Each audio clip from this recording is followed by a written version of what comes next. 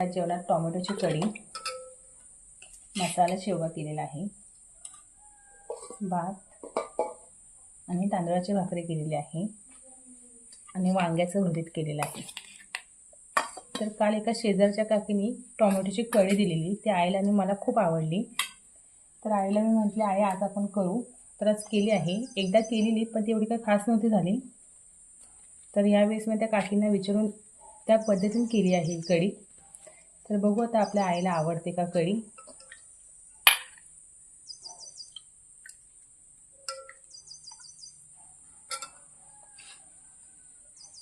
आई पिऊन बघ कशी झाली ती आणि सांग मला.